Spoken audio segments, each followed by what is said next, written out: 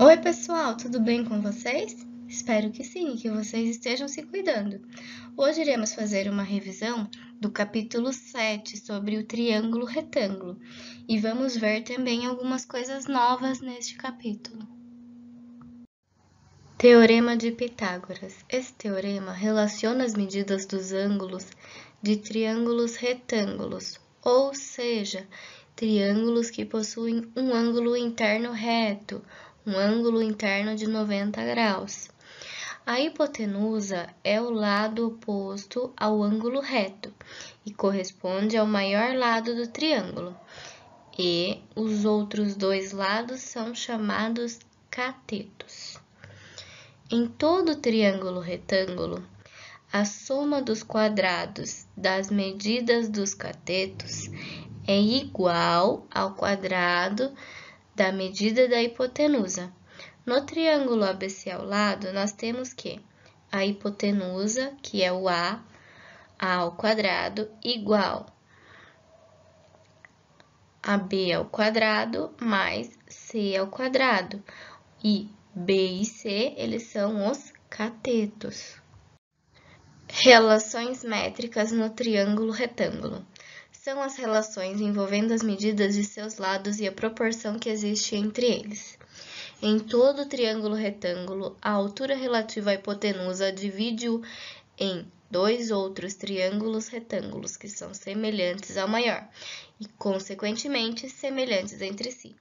Então, nesse triângulo abaixo, nós temos que A ela é a medida da hipotenusa, B e C são as medidas dos catetos, H ela é a medida da altura relativa à hipotenusa, M e N são as medidas das projeções dos catetos sobre a hipotenusa. Portanto, além do teorema de Pitágoras, nós temos outras relações métricas no triângulo retângulo, como A igual a M mais N, B ao quadrado igual a A vezes M, A vezes H igual a B vezes C, H ao quadrado igual a M vezes N, C vezes H igual a B vezes N, C ao quadrado igual a A vezes N, e C vezes M igual a B vezes H. Todas essas propriedades, essas relações, elas surgem a partir de demonstrações comparando os triângulos acima. Relações trigonométricas no triângulo retângulo. São relações que envolvem as medidas dos lados e as medidas dos ângulos internos dos triângulos. Para iniciar os estudos dessas relações, vamos determinar o cateto oposto e o cateto adjacente em relação a cada ângulo agudo de um triângulo retângulo. Então, tomando o ângulo B como referência, o lado AB ele será o cateto adjacente e AC será o cateto oposto. Tomando o ângulo C como referência, o lado AC será o cateto adjacente e o lado AB será o cateto oposto. Lembrando que adjacente é aquilo que se situa nas proximidades, ao lado vizinho, é o que está encostando no ângulo. Seno, cosseno e tangente. Seno é a razão entre o cateto oposto e a hipotenusa. O cosseno é a razão entre o cateto adjacente e a hipotenusa. A tangente, ela é a razão entre o cateto oposto e o cateto adjacente. Uma dica para a gente lembrar dessas razões, tomando como cateto oposto CO, hipotenusa HI e cateto adjacente CA, tem uma frase que é assim, nessa ordem, seno, cosseno e tangente, conforme a figura inferior do lado direito. Fica desta forma a frase: corri, caí e bebi uma coca. Essa é a frase para a gente lembrar como que ficam as razões nessa ordem: seno, cosseno e tangente de um determinado ângulo. Valores do seno, do cosseno e da tangente.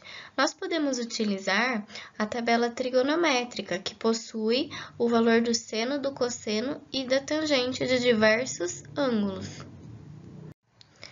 Dependendo do exercício, essa tabela ela não será dada, então a gente precisa aprender os ângulos notáveis, que são aqueles de 30 graus, 45 graus e 60 graus.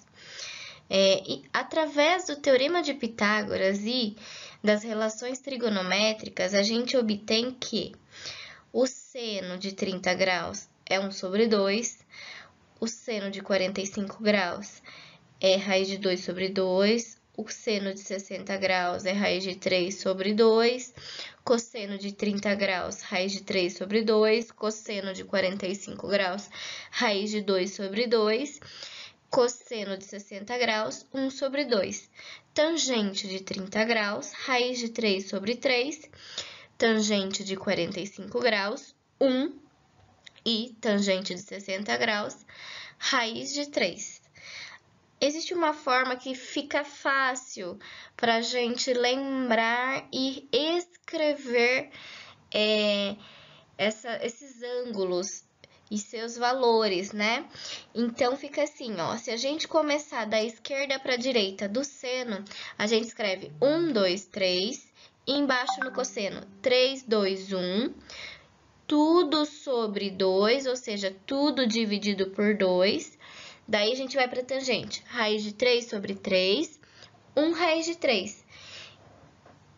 E nas duas linhas de cima, a gente coloca raiz. Por que que o 1 não está na raiz, no numerador? Por quê? Porque raiz de 1 é 1, então eu não preciso deixar na raiz. Então, os numeradores, eles ficam com raiz de 2 e raiz de 3. Pessoal, qualquer dúvida, entre em contato comigo pelo WhatsApp ou pelo e-mail da sala. Bons estudos!